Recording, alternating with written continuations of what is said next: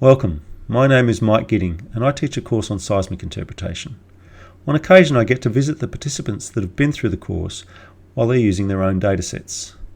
One of the most common problems that I see is that people are not loading the data to maximise its dynamic range while still keeping the size of the volumes as small as possible. So in this video we're going to load a seismic dataset and look at our options for scaling the data to do just that. We are going to a live Petrel session to do this, so first let's have a look at the overview of the process. First, we're going to make sure that our colour bars are set up right. Then we'll add an empty seismic survey to Petrel. Then we'll load the SEGY data into that survey. After that, we'll create a virtual crop volume of the SEGY and create a 32-bit dataset from that using the SEGY format or bricked format. Then we'll find the maximum useful amplitude of the 32-bit SEGY data, and once that's done we'll generate one or more 16-bit calculation volumes. We can look at generating some 8-bit volumes that we would use for interpretation after that. Finally, we will tidy up the horribly underused vintages section of the seismic folder. Here we are in Petrel, and you can see that there is a main seismic folder already set up. If we right click on that and go new seismic survey, we can then select that new seismic survey, right click again and go import on selection. So here we are, we can see that we have a SEGY data volume in there, and we select that and make sure that the file type is SEGY seismic data with preset parameters. And we hit open. We now get the SEGY import dialog box, which we can make a bit bigger. And we can set the data type to 3D. Now we're looking for the X and Y coordinates within the SEGY header so that we can fill these in properly. And if you scroll down through the SEGY header, you will find that on line 39 in this case, we have all the information about the X and Y. X coordinate 53 to 56. And then integer times 10. What that means is that the number that is in the record is 10 times as big as the integer should be. So this is a way of avoiding decimal places. So we need to be careful of that when we look at the coordinate scaling. So 53 and 57 for the X and Y. 53, 57. And then we can go down to the coordinate scaling and turn that on and change that to 0.1. Let's make it 0.1 just so that it's clear. Okay, so what that does is it will scale our coordinates by backing out this integer times 10 that we see down here. Okay, the next thing we're going to do is we're going to change the line detection method from automatic to trace header fields. And then we're going to go down to the SEGY header and look for the inline and crossline numbers, which were on the line above our coordinates, which are these guys here. And so the inlines start at 181 and the crosslines start at 185. So we will put those two numbers in there, 181 and 185. Okay. And we're done. So to check that now, we can go and press scan, and you can see that we've got sensible crosslines, sensible X and Y, I should say. Now the problem is we don't get to see very much when we have this set to 100. So my recommendation is that you change that to 10,000, and then cancel that and scan again. And now you can see the classic stair step, where every inline steps up, and then in the crossline direction, which is listed up here, you see the classic sawtooth pattern. So that's a good sign. Our numbers all look like they make sense. Everything's incrementing by a factor of 1 up here. We're good to go. So now we just hit OK. Don't worry about the vintages or any of that, we'll do it later. Okay, and you'll see now that it's asking for a seismic dataset name. Let's just leave it at that for the time being, and it's asking for a vintage and a template. In this case we're just going to hit OK for all of that. Okay, And now you can see that there is a SEGY dataset loaded in here. The icon on the left, which is the stacked slices in color, is the icon for SEGY data. If we open up that volume, we can see that it has a data range as shown under the Operations tab from about minus 35,000 up to a bit over 40,000. And you can see that most of the data is very much within that plus or minus 10,000 range. You can see that the original quality is 32-bit. We can check that by going to the statistics and looking down here at the bulk value format, and it says it's floating point 32-bit. Okay, back to the Operations tab. We're going to park that for a moment and come back to it. So let's have a look at the data. And a quick scan through the data, which might not be so easy if you've got a very large data set, but it's a necessary step is to try and get an idea of where the deepest bright amplitudes are that may be the limit of your clipping. And you can see here that we're pretty safe. We've only got two areas of great concern, this major unconformity down deep and the seafloor. So what we'll do is let's have a quick look at color bars first. So we'll go to templates, open up the Seismic default color bar, and you can see that my Seismic default color bar is not the same as the Petrel one. I flip so that the blue is positive and the red is negative. That is the convention where I live, and in a lot of places as well. The other thing I do is I change the middle color for the zero crossing to white from the rather depressing gray that comes as default, and I slightly changed the position of these, but that's entirely up to you. But what we want to do is we want to make a copy of this guy. So we click on him, control copy, control paste, and we go down to the bottom of our color bars, and there is our copy. So if we open him as well, what we're going to do is we're going to put some little flags at the very end of the data range.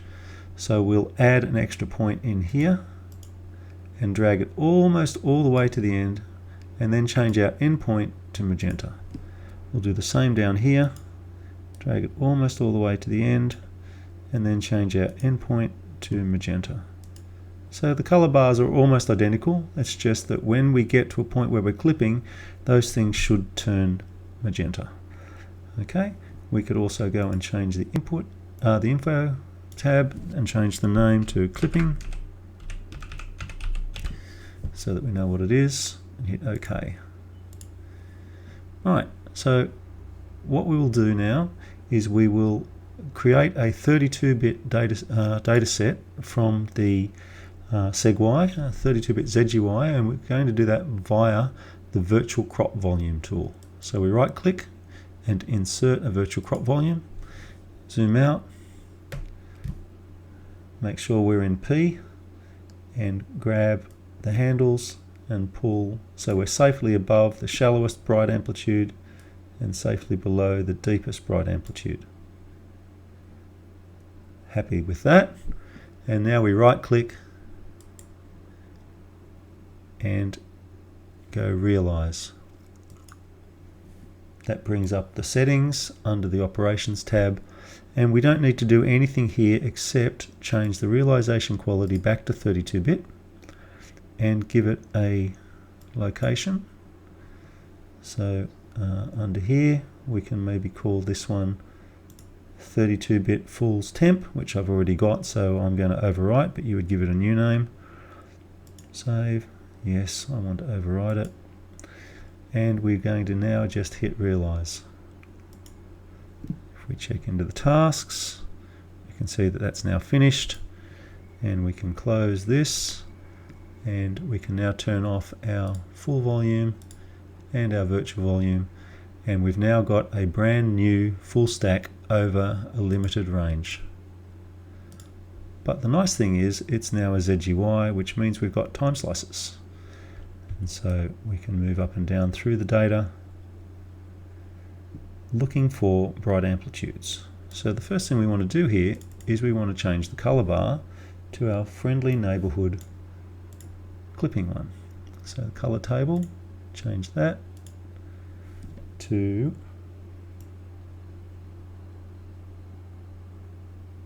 clipping. Here he is. Hit OK, and then OK again. Right, so let's get the time slice into roughly the right position. Let's drag it out of the way, and we can cruise back and forth through our inline or crossline direction, looking for what looks to be the brightest section through here. Maybe it's there somewhere. And now what we want to do is we want to change the amplitude. Under the Operations tab, we want to go to Amplitude, and maybe let's change that to 30,000.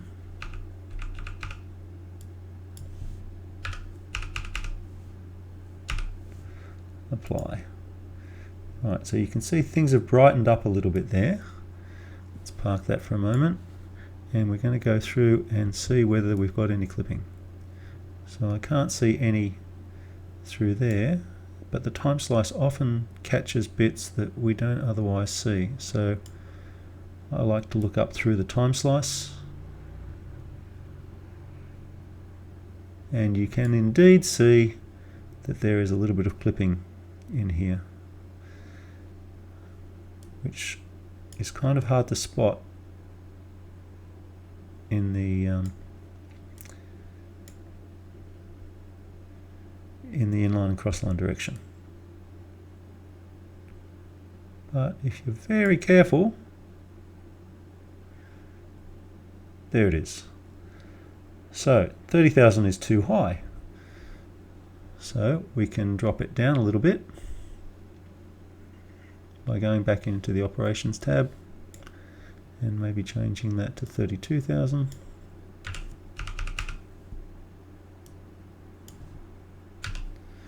Hitting apply, out of the way again, and up again. And there's still a tad in there. So we'll try again.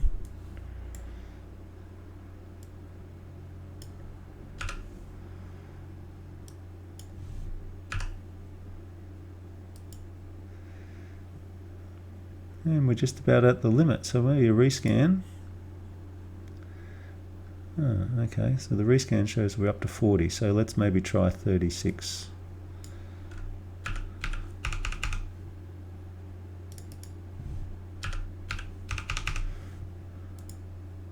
Still a touch.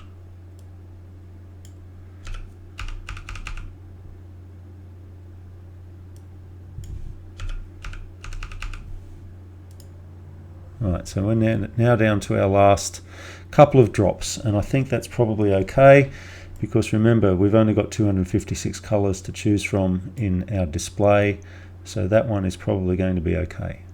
So if we're happy with plus or minus 40,000, then we would go back to our original data set and change that to plus or minus 40,000.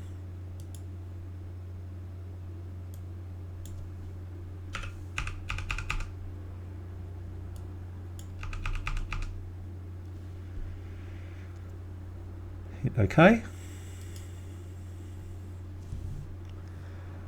And we no longer have no use for our 32-bit scanning volume for high amplitude, so we can actually remove that. Delete. And we can repurpose our virtual volume to create subvolumes later on. But the first thing we want to do is from this guy, from the SEGY data, we want to go to Realize, and we want to create a 16-bit volume over the whole range with a sensible top and bottom clip. So we will change that now to 16-bit, go into Users, User Defined, and choose Demo, choose a full stack 16-bit, and hit Save, and then we can realize that.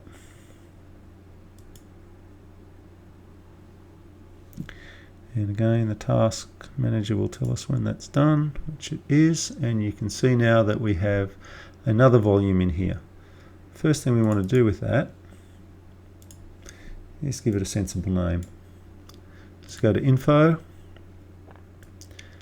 and change this from Realize 1 to 16-bit Noclip.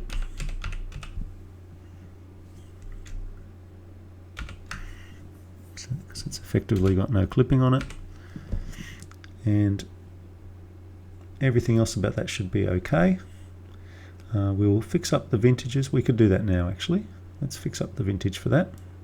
So we'll hit OK. We'll go up to our vintages section. It was called Seismic Time 2. Let's go and change that.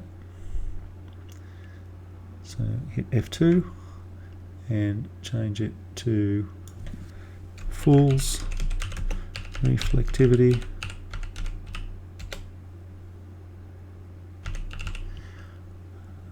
16-bit. Okay, and we can probably also change the vintage of our SEGY.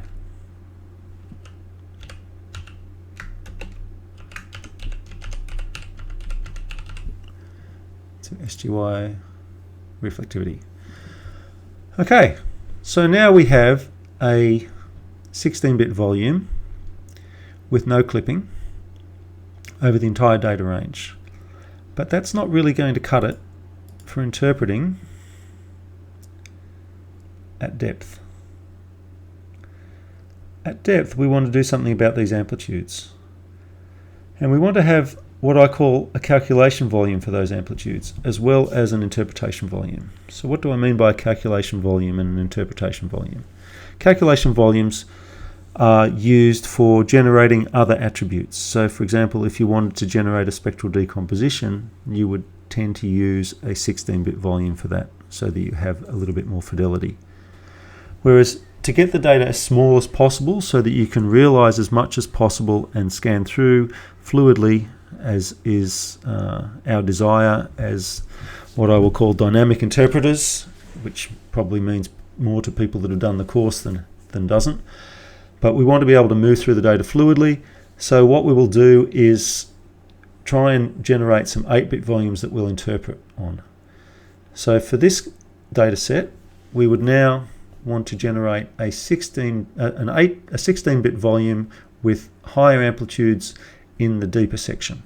So we can do that either from our SEGY data, or we can do it from the 16-bit non-clipped version. But since we've still got the SEGY data handy and we've got a virtual crop volume all set up already, let's do it from that. So if we go back to here, and first thing we want to do is turn on our SEGY again.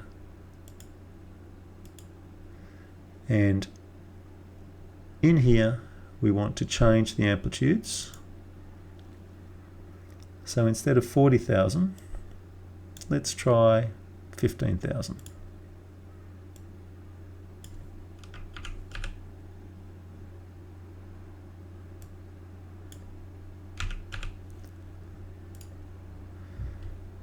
And a quick scan through there will show you that below that unconformity, we've now got pretty good dynamic range, but we're not really anywhere near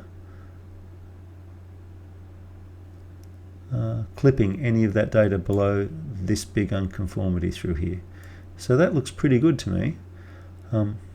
Again, if the maximum dynamic range is something that's important, what you could do is you could generate another virtual crop volume and turn it into another 32-bit SEGY data set, SEGY data set, and then try and push these all the way up until you start seeing pink spots showing some of these bright amplitudes. But I think this is perfectly fine for my purposes. And so let's now generate a SEGY at 16-bit. And the tricky part now is to make sure that we're using the right amplitudes. So the safest thing to do is to make sure that not only does your amplitude tab for your virtual crop volume. Read the ones that you want at plus or minus 15,000, but also make sure that the parent that the virtual crop volume is derived from says plus or minus 15,000.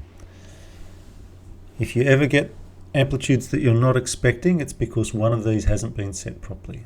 So to braces and belt the situation, make sure that both of them say the same thing. Okay, we can now that we've checked that, we can close the SEGY, go back to realize, choose a user-defined output, and then again we're going to call this one demo.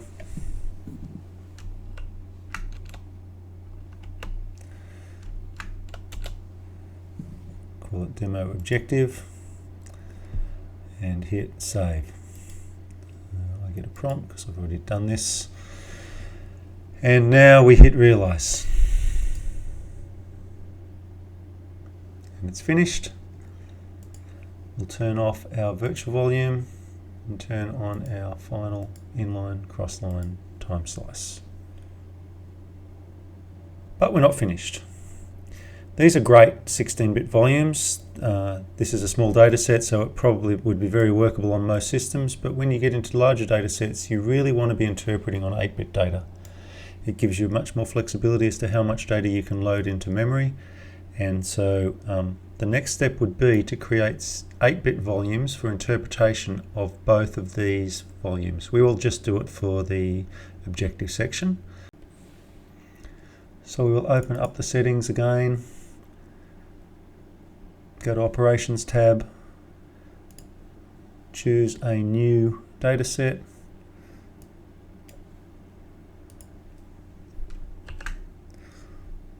full stack 16-bit objective, and I'm just going to change that to 8-bit.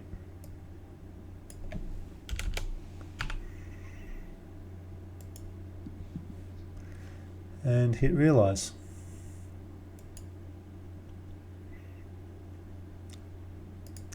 And now that's finished. If I turn that on instead,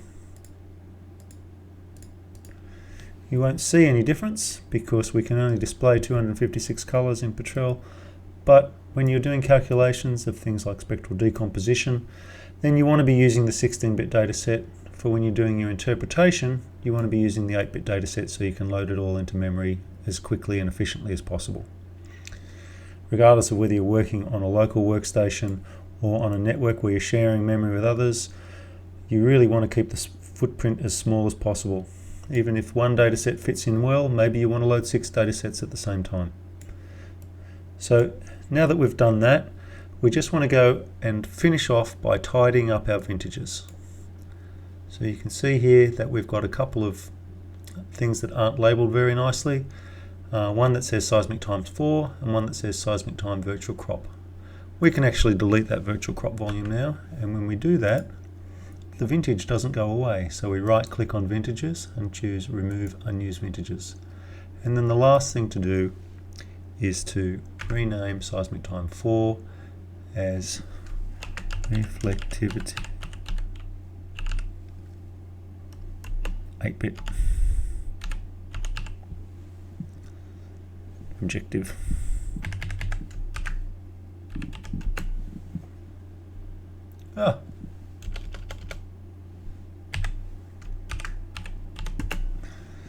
There we go.